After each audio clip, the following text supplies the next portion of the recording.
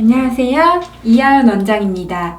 오늘은 생각보다 많은 분들이 가지고 계시고 힘들어하시는 지루피부염에 대해서 말씀드리려고 해요. 저도 지루피부염이 있는데요. 스트레스 받을 때마다 각질을 동반한 피부 가려움증이 생겨서 연고를 바르고 심하면 약을 먹기도 합니다. 지루피부염은 우리 두피나 눈썹, 미간, 코 주변 등의 피지 분비가 많은 부위에 생기는 피부 질환입니다. 가려움증이 동반되고 빨개지고 각질이 발생되게 됩니다.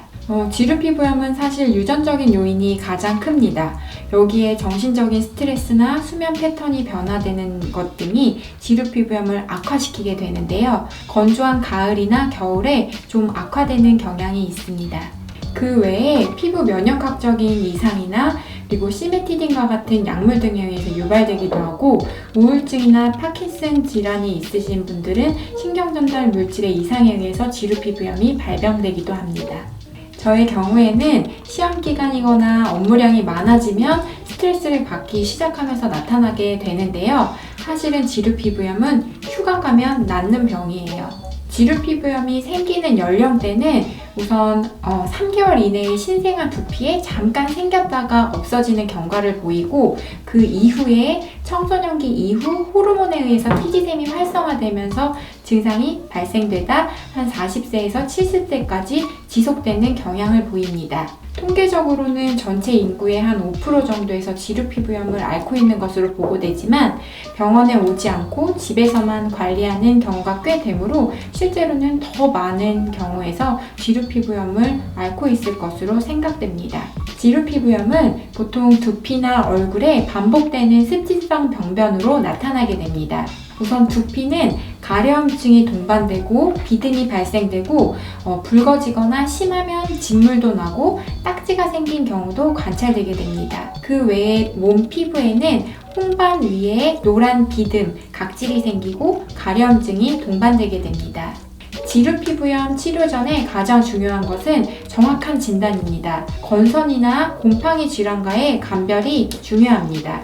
증상의 중증도에 따라서 바르는 연고나 경구 약물의 치료를 병행하게 됩니다. 바르는 연고의 경우에는 약한 강도의 스테로이드나 항진균제 또는 면역 조절하는 연고를 도포하게 되는데요. 치료 초기에 적절한 도포 시기나 중단 시기, 사용 방법 등을 잘 숙지해야 합니다. 장기적으로 무분별하게 스테로이드 연고를 바르는 것은 연고에 대한 부작용이 생길 수 있어서 주의하셔야 합니다. 지루피부염은 사실 호전과 악화를 계속적으로 반복하는 만성적인 질환이기 때문에 완치되는 것이 아니라 좋은 상태로 유지될 수 있게끔 잘 조절하는 질환입니다. 첫 번째로 스트레스를 줄이시고 몸 컨디션 개선을 위해서 노력해야 합니다. 두 번째로 피부 장벽을 건강하게 하기 위해서 보습제를 잘 발라줍니다. 세 번째로 얼굴에 기름기가 많은 연고나 화장품의 사용은 피하셔야 합니다.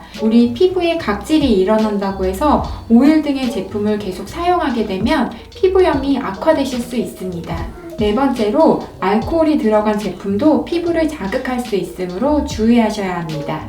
각질 제거제나 스크럽제의 사용을 피하고 너무 세정력이 센 비누의 사용 횟수를 줄여줍니다. 안면이나 두피의 각질을 떼내기 위해서 열심히 씻고 문지르시다 더 심해지고 피부염이 장기화되어서 병원에 내원하시는 분도 많습니다. 여섯 번째로 피부 면역을 건강하게 하기 위해서 비타민 D를 충분하게 섭취해줍니다. 마지막으로 금연과 금주를 해주시도록 합니다. 이렇게 열심히 관리하셨는데도 증상이 계속 악화되신다고 하면 조기에 진료를 받으시는 것이 좋습니다. 두피 지루피부염 관리에 대해서 말씀드리겠습니다.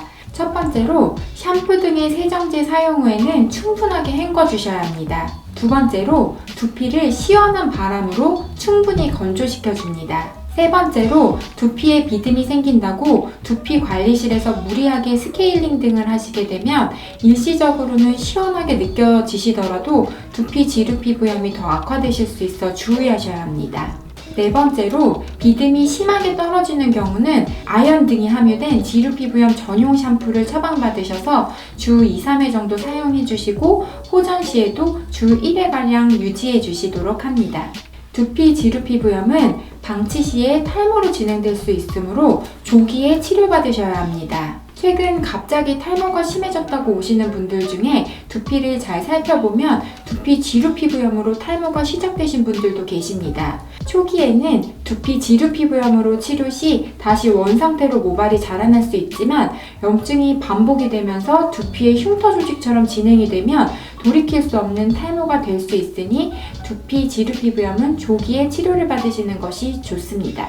영유아 때 생기는 지루피부염을 본인의 자녀를 아토피로 생각하시는 분들이 많으신데요. 실제로는 아토피가 아니라 지루피부염인 경우가 많습니다. 이 경우에는 시간이 지나면 자연스럽게 떨어져 나가기 때문에 무리하게 떼내려고 하시지 마시고 가볍게 샴푸 후에 보습제를 잘 발라주시는 것으로 충분합니다.